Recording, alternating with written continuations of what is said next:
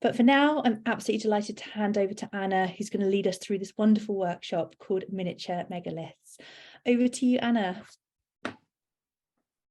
Hi, welcome to this Digital Art School workshop. I'm Anna, and I make work about survival and living strategies, and I explore interactions with the natural environment through a range of media. I'm also interested in sustainability and things like that. And today we're going to be looking at some stones in detail. We're going to be using water to enhance their colours, and we're going to be making some drawings. And then later we'll be using stones and fabrics to create some sculptural pictures. So these are both processes that I use in my art practice, and so there's a few. I'm going to share them with you today. So during this session, we can think about human relationships with the landscape, and maybe about scale and observation, and the ways that we interact with nature at different scales, and also about taking time to observe. And so, yeah, let's get going. So I've got some materials here, and I'm just going to go through what I've got in front of me to start with. So I've got some paper. This is, I hopefully you've got some paper, ideally pastel or pale colours, but you can use any colours. You can use recycled paper, you can use white paper. And we've got some stones here. Any stones will be good, a variety, maybe 5 to 10, somewhere between marble and golf ball size, and a bowl of water. I have a bowl of water here, which we're going to use in a minute, and some pens and pencils and crayons. You can use a range of stuff for this workshop. You don't actually need something specific. It's really good if you've got a white crayon if you're working on coloured paper, or a white pencil, but apart from that, any kinds of pens, pencils, crayons are good for this. And then we're also going to be using scraps of fabric, or household items. So we can use things like t-shirts or napkins, socks and scarves and things, anything that you can find that's not too big. And then the last thing is, this is optional, maybe a camera or a phone at the end to take a picture of the sculptural arrangement that you make at the end. But that's everything that we need for today. So I'm going to move some of these out of the way for now.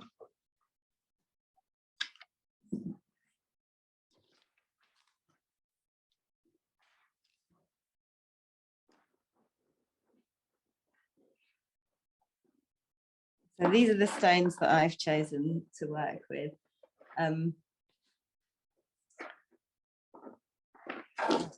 First of all, I'm just going to show you the kind of thing that we're going to be doing. In this first section, we're going to be drawing stones, and we're going to be really trying to look at the colours and draw out the different colours and textures that we can see, which will be highlighted by putting the stones in the water. So it might turn out something like this. Like I said, you can work on different kinds of surfaces and papers. This one's on cardboard, so yeah, it's good to use recycled materials as well. That's a couple of examples. So I'm going to start on this purple paper. Now the first step is to arrange your stones on the paper.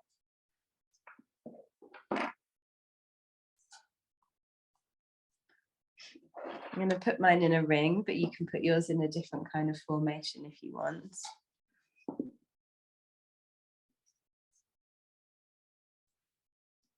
I've been thinking about stone circles and stone monuments, especially in the landscape near where I live. There's a few around here. Some that you probably know, like this one, Stonehenge. But then there are others around here as well. There's this is a picture of the stones at Avebury that lead up. This is a big line of stones that lead up to a stone circle and another grouping of that. But you can arrange them as you like. You could have an arrangement like that. I'm doing mine in a ring. And then we're going to take a pen, a felt tip pen, if you've got one. I like to choose a bright colour for this bit. I'm going to draw around each stone where you've placed it on the paper.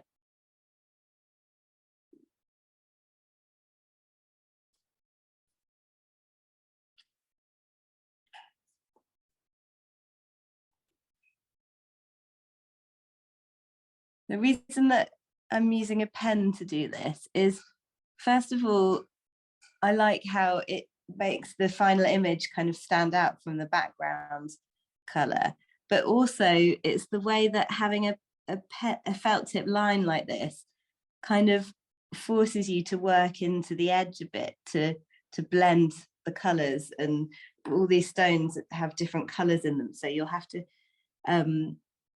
kind of work in, and it kind of really helps you to, well, I find it really helps me to sort of encourage me to use a lot of colour and layers when I'm building up the texture.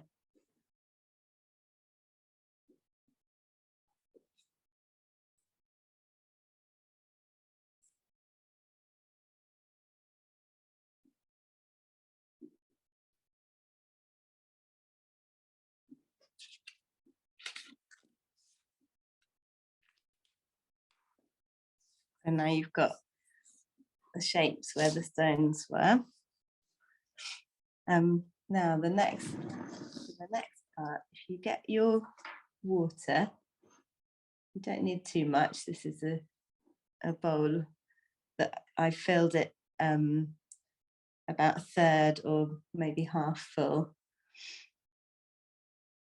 but not to the top, otherwise it'll overflow when you put the stones in.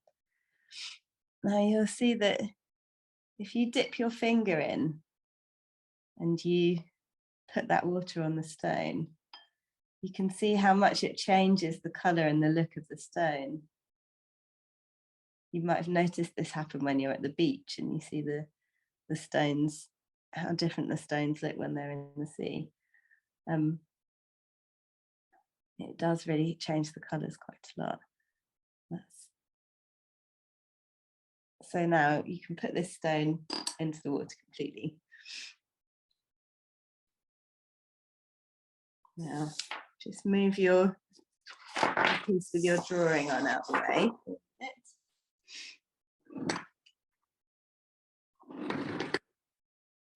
I'm going to put all of the stones into the bowl.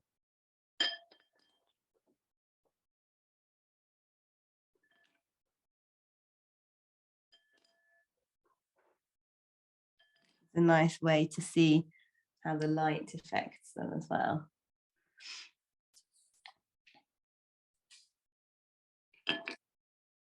Just enjoy that for a minute if you want, but for the next part, so when we start drawing, I'm going to take mine out when we start drawing, and they'll stay wet, and then they'll gradually dry as I'm drawing them. But you can leave them in the bowl if you want, if you're not worried about getting things wet. But I'm going to take mine out, so they'll stay wet whilst I start to draw them. If you're drawing them and then they dry, but you want to see them wet again, you can always put them back in. So I'm going to put them on this piece of fabric.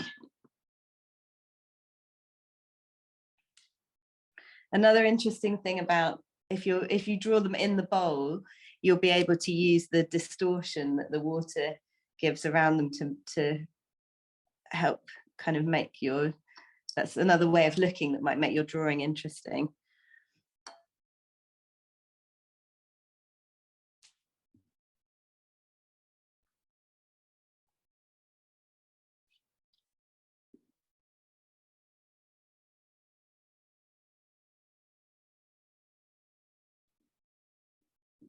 Just going to put them roughly how they were on my paper. Now you can move the water out of the way.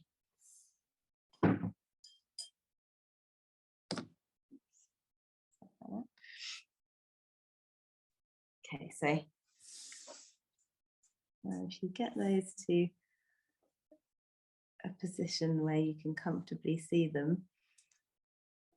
I'm not sure if I'd be able to fit it all in the frame actually, but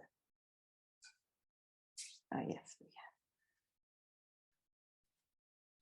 I'm going to put a little bit more paper underneath my drawing, please.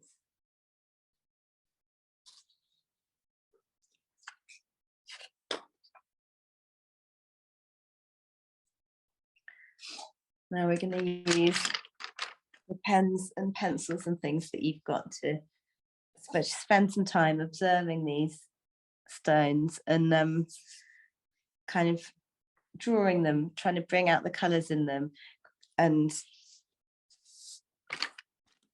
create the textures and the look that you see with now that you can see the colours brighter now that they've been in the water. So yeah, like I said, there's a mixture of, I'm using a mixture of materials.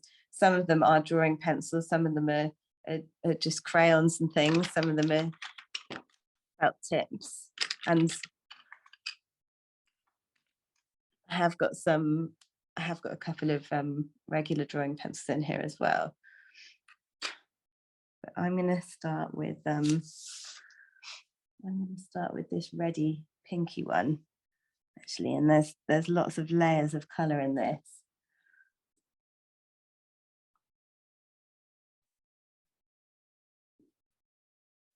I'm going to add a bit more orange because it's got those warm tones.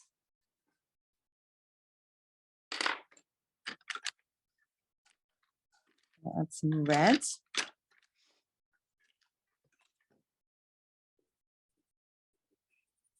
I feel like this one's got a few layers of colour and it's got these kind of pinky reds and purples kind of in the background, and then over the top there's more grey colours.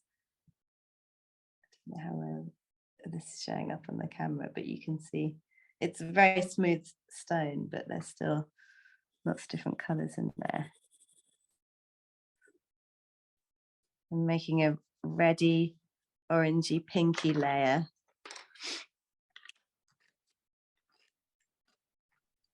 Hannah, you're about 15 minutes through. Okay, thanks. Now, if you use the blunt side of a crayon, that's kind of a good way of creating a texture that you can partially see through, so you can see the colours underneath as well. I'm going to use a drawing pencil around the edge.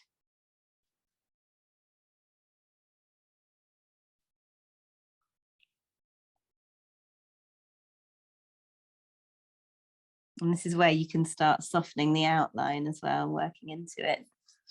Think about how the light looks to you.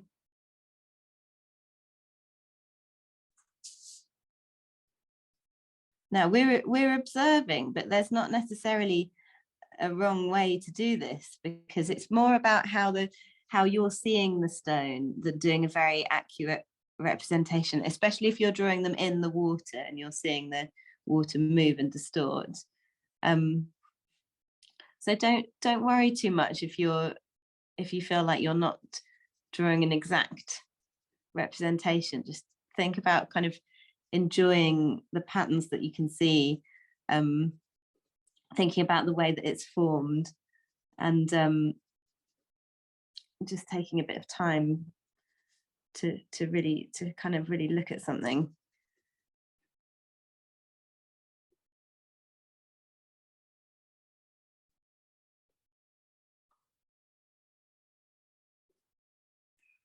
Now I'm going to add another layer to this with black crayon with the same, using the blunt end technique. It's got these other layers of colour on it. Now this one here, which is this stone here, this is very black and white. So this one I'm going to be more bold with these lines.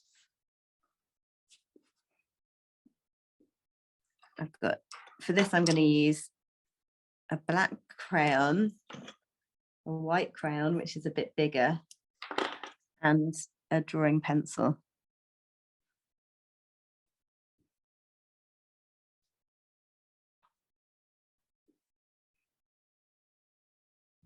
I'm just looking at the flecks of white that are in it and the nice black that surrounds them, and how that's also really glistening. And I think also a black felt tip around the edge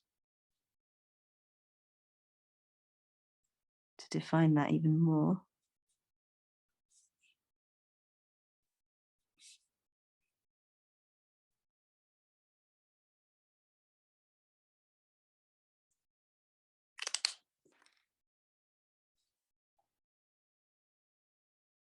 And you can see you can build up the layers quite quickly when you're using all these different materials, and when you're kind of being bold about it, when you're not being too shy to put the materials on the paper.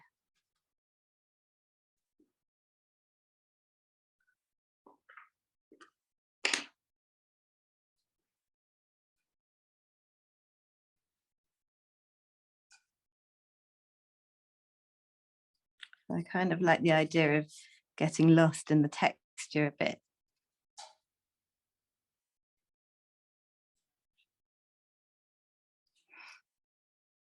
I work a lot with plants as well, and I also use this kind of technique for observing plants and trying to look at the different structures and learn about them.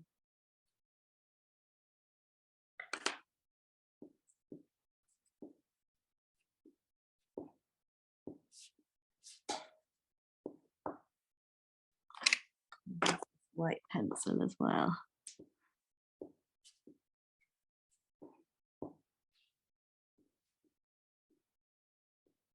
Quite good for blending those bits together.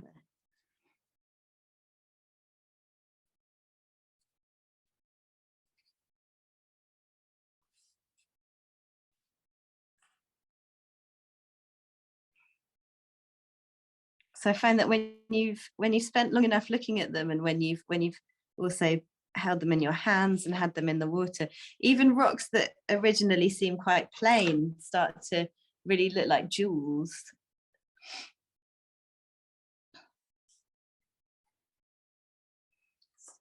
This one.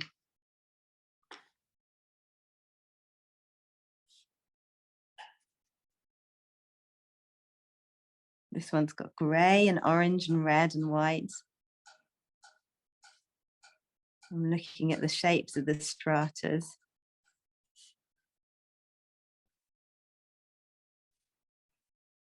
And also the way that I'm seeing the light and the shadows on it.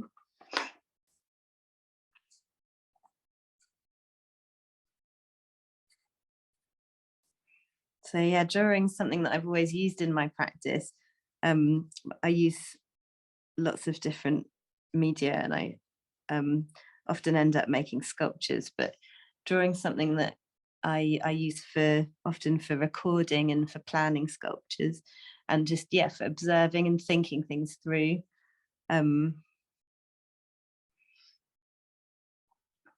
Looking closely and sort of playing with colour. Anna, we've got a question, which is, oh yeah. So why are you drawn to create drawings about nature? I think for me it's not necessarily for the sort of documentation side of it, because I use photography as well for that. It's more as a way of looking and a way of kind of spending some time and thinking about what I'm seeing in a way that photography doesn't always do, because photography is like a wonderful way of looking, but it's also possible to do it very quickly. You know, you can do it slowly, but I find that drawing is it's a way that it's spending a bit more time looking at something for me, and it also just is a really good tool for planning, for maybe for slowing down and for planning things, and observing in like what seems to me quite an intimate way, I think, and imaginative as well. You know, you're picking up on things, you're not necessarily taking a realistic snapshot, you're making more of certain elements and less of other elements. You know, you're looking at things that you're expressing the way that something looks to you. I think that's why I've always kind of found it a useful tool.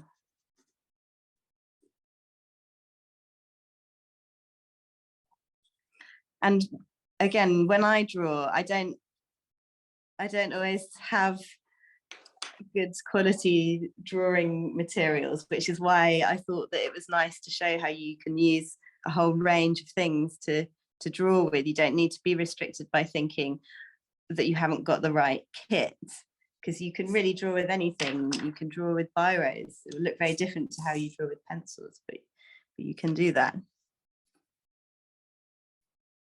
This little one's got lots of patterns on.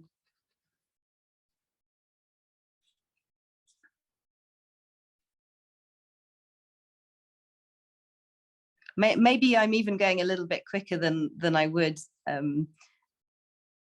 outside of the workshop, but you can take your time, and you can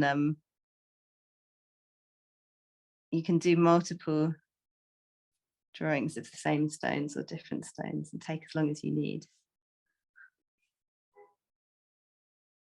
I'm going to try and finish these in the time that we've got, because we've got another activity as well. But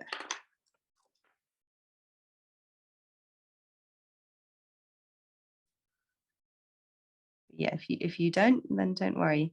Equally, if you want to go quickly, if you want to make bold, quick marks, that's fine too.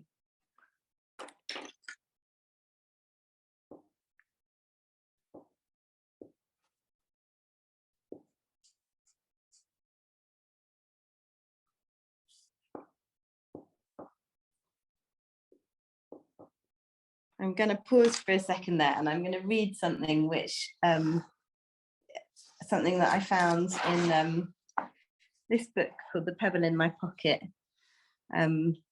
which is a children's book, and it's I think it's kind of a nice way to think about these stones and the landscape and geology in general.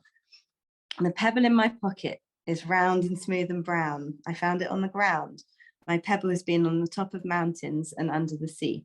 It has been buried in ice and buried in rock. It's been covered in drying sand and tropical forest. It has been flung and dropped, frozen, soaked and baked, squeezed and squashed. It has been stood on and sheltered under and used. It has travelled huge distances over immense periods of time. So, you know, these rocks seem like simple things, but they're probably really old. I mean, you might be drawing man-made rocks. I don't know. It depends where you got them from, but the chances are you've got something in front of you that's very, very, very old.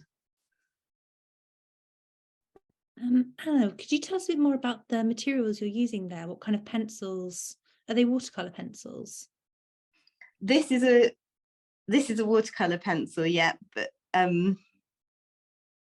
yeah, you don't necessarily need that. I mean, this is a very basic, not a watercolor pencil, just a drawing pencil. But yeah, if watercolor pencils, if you want to blend even more, you can use the water.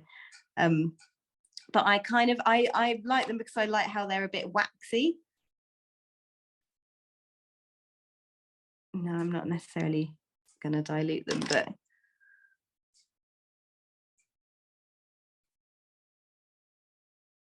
so this is just a typical drawing pencil, but and then the crayons, I have some things here that are more conventional sort of drawing materials, and then some things like this one, this crayon here, it was actually marketed as something that you use to mark tires with, to draw on tires. I don't really know why actually, but I just found that it makes quite a solid white, but so do these kind of crayons, are quite good as well. That's a basic Crayola crayon, but like that. But this is it's quite nice to use something big sometimes if you have access to that. You can see with this one how it's really helping me kind of blend, even though I've used it. So I've used already on this one a mixture of a pen, felt tip on the outside, like a child's crayon, a tire crayon, a watercolor pencil. Maybe I'm not having to blend the outside so much because it's already an orange line.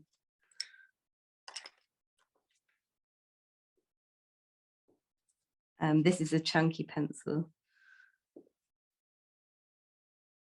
And then, yeah, this is a more typical drawing pencil. This is a 4B actually, so that's a very soft one, but this is a HB, which is the kind that you would find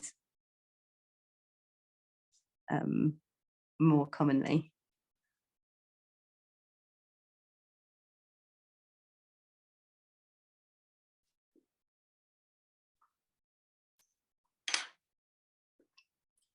And a softer one.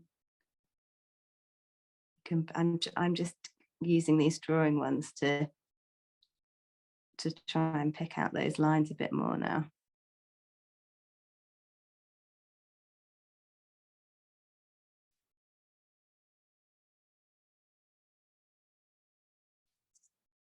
Smudge a bit, and my finger.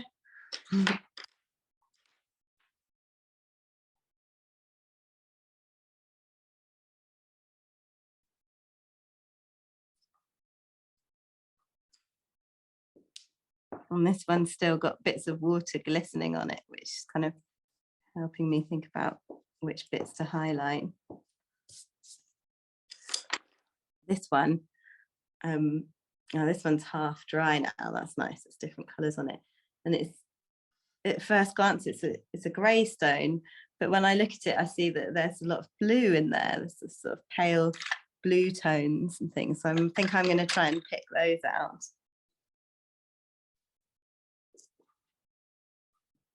Anna, we've got about 15 minutes left. Okay, thank you. Now I'm using the blunt end of the crayon again to sort of create a layer of texture. And I think I'm going to go around the outside, add some blue there before I start adding the grey. So it's got this kind of blue tinge background to it.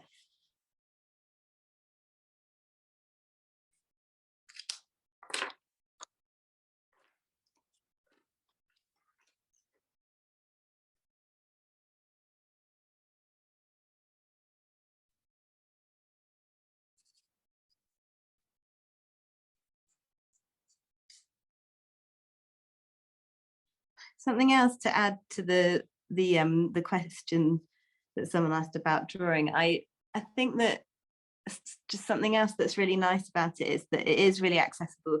Anybody can do it, and it's just a really nice way to explore visually if you can allow yourself to do it without constraint. Yeah, it's just a nice process.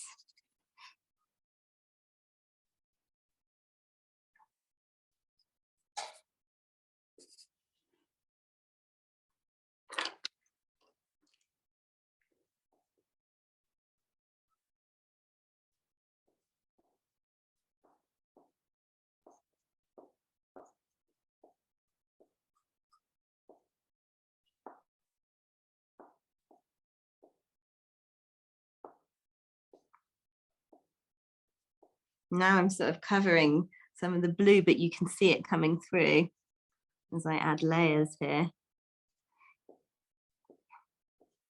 There's some brown on this one as well.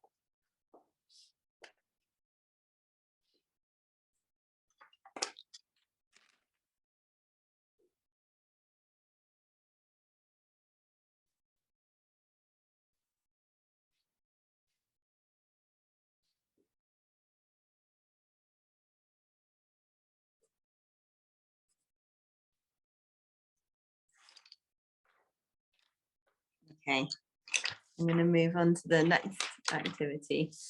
I'll show you a couple of other examples of this first. So you should have something like this by the time that you finished. You can carry on working into them if you're enjoying that. It's finished when you feel that it's finished. Yeah, try with different backgrounds like cardboard. This is a bit darker, so I think it's good having white crayons and pale coloured crayons. Again, we've got something darker. And then trying different scales as well. This one, these are bigger rocks. I was looking at a large piece of flint when I did this one. And I was also used a few more biros and things in this drawing, and some luminous highlighter in there.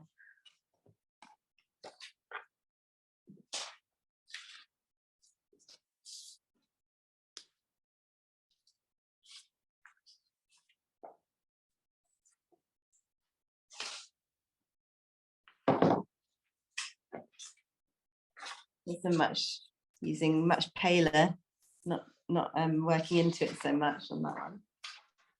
I'm going to go on pink. So I'll just move these out of the way. This is the bit where you need your household fabrics and scraps.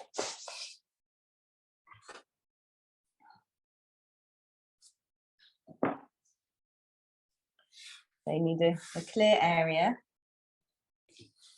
You can use something to as a base for this, like a tray or something. That's something that could be handy, but I'm just using this plain area here. That's all you need.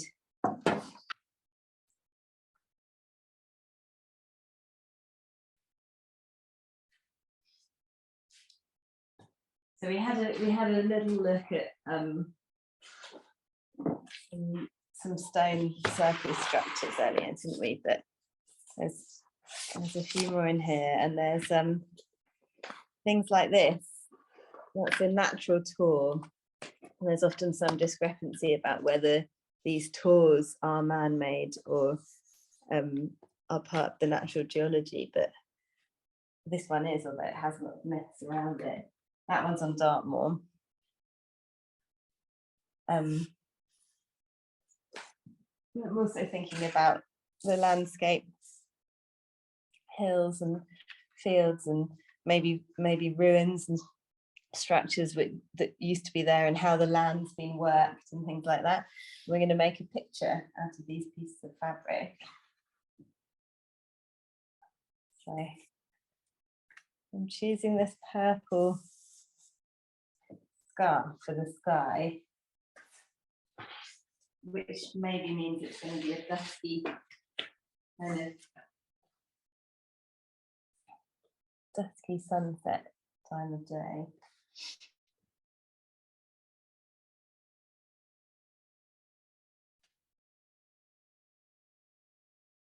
The background. It's a hilly landscape. Put that in there.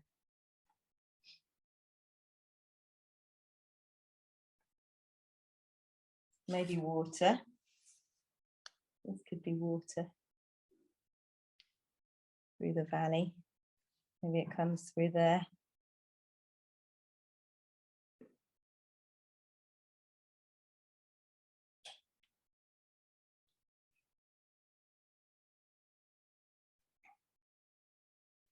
Maybe there's the valley down there.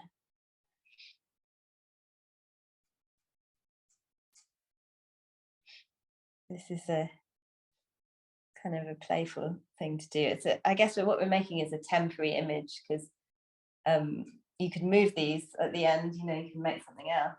They don't have to be permanent. I've got things like socks in here. You can use socks, but then you can still wear them if you don't stick them down. But this is a technique that I use in my work. If I'm making a textile piece, I will play a lot with the fabrics and see how I'm going to make the images. Even before I cut anything, I'll kind of move things around. Could be a sun or a moon. I don't know, maybe this one doesn't need that.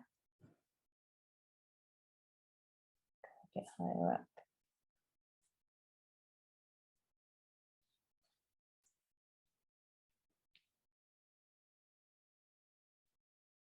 So if you took your stones out of the water, then your stones will probably be dry by now.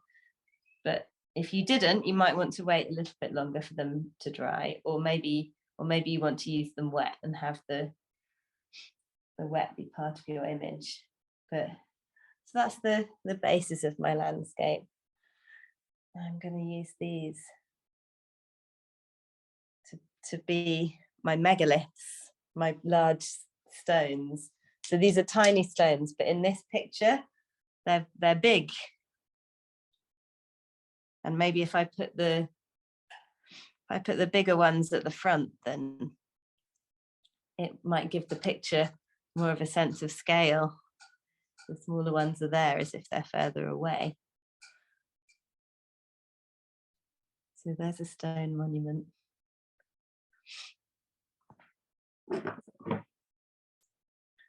And something else here. Maybe it's a tour.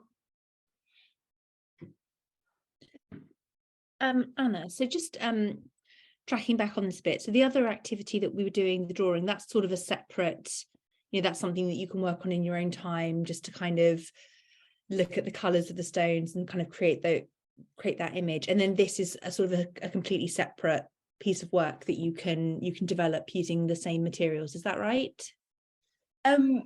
Yeah, well, I guess, yes, two separate activities, but to me they're quite related, because they're both ways of looking and thinking about the landscape. And also you're probably working with the stones that you've just been drawing, so you might have a bit more of a relationship with them than if you just through that looking process. But yes, it's these two things. You can do them together, or you can do either or. You don't have to do these both at the same time. If you're still working on your drawing, that's fine. This can be done as a separate activity. But keep hold of the stones so you can use them again. So when you've got an arrangement that you feel happy with, that is an image that you like, you can take a picture of it if you have a camera. You can shuffle it around and have another go. But maybe this is the bit where we think about the stones again, think about their journey. Is what is your megalith? What's it for? Are your stones a natural landform, like a tour, or have they been placed there by people, and how and when? And are they a place for convening or for meeting? Are they a place for marking something in the landscape in some way, acknowledging the land, or or the beginnings of a settlement, or the remains of a settlement?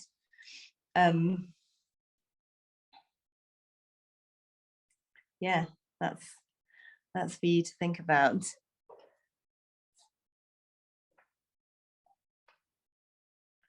And then with the drawings, Anna, that you have made, do you tend to keep those just as drawings and studies that you collect over time, or do they go on to inform other work that you do? Yeah, the drawings, sometimes they turn up within sculptures. I might use them, they might be translated into fabric prints or into Rizzo prints sometimes. Sometimes I use them in pamphlets and things. But they're also, I suppose they're also part of a process for me. They're kind of a way to look and think visually, and I mean, but you could do whatever you want with them though. they might be decorative, they might be something that you can put on the wall and enjoy, or you might think of them as a more of a process based piece of work that's yeah.